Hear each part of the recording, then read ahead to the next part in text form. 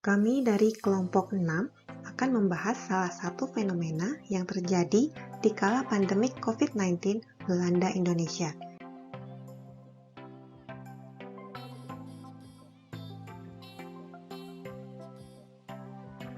Jamu menjadi salah satu industri bisnis yang bersinar di masa pandemik COVID-19 ini. Wabah ini menjadikan jamu sebagai lifestyle baru. Konsumen perlahan meninggalkan kebiasaan minum kopi dan mulai beralih mengkonsumsi jamu. Meskipun belum ada penelitian yang membuktikan bahwa jamu efektif dalam menangkal virus COVID-19. Namun, banyak ahli mengakui bahwa zat kurkumin dalam jamu efektif meningkatkan daya tahan tubuh.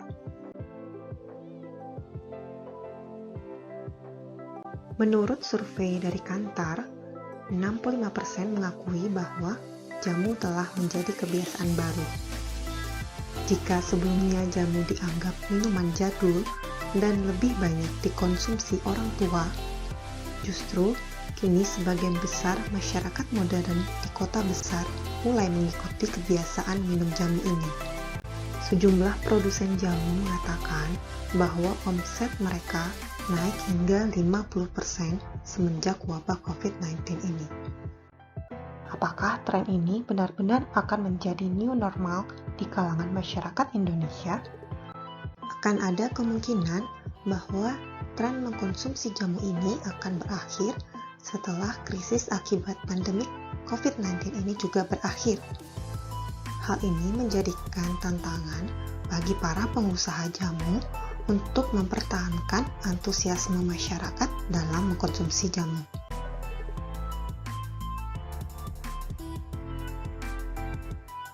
Berdasarkan teori Maslow yang menggunakan hierarki piramida kebutuhan, menurutnya kebutuhan-kebutuhan di tingkat yang lebih rendah perlu dipenuhi sebelum memotivasi pemenuhan kebutuhan di tingkat yang lebih tinggi.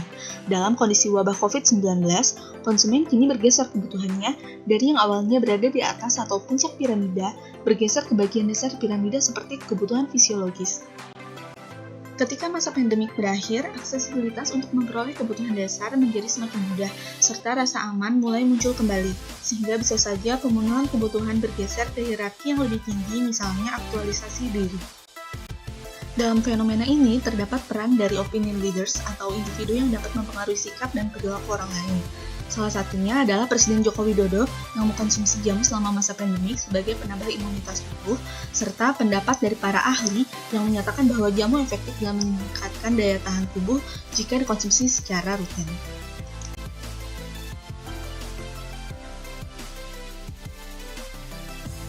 Solusi dari kelompok kami, yang pertama ada bagi para pelaku bisnis agar dapat terus membuat inovasi produk jamu, baik dari segi varian, racikan, hingga kemasan, serta memanfaatkan platform digital untuk branding dan pemasaran.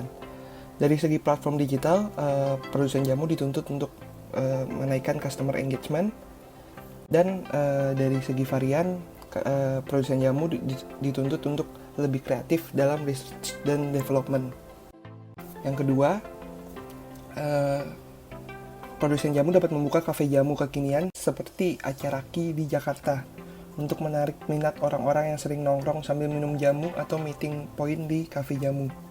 Dan yang ketiga adalah produsen jamu dapat membuat produk jamu ready to drink yang dapat dipasarkan ke seluruh Indonesia dengan kemasan yang menarik, juga umur produk yang lebih panjang. Lalu di bagian collaboration opportunity-nya, para pengusaha bisnis jamu dapat mempromosikan dan menjual jamunya melalui platform digital. Misalnya bekerja sama dengan e-commerce, GoFood by Gojek, dan GrabFood by Grab.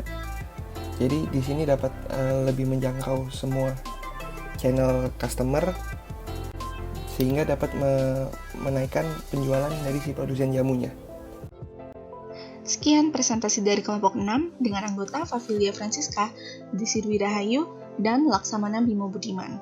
Terima kasih.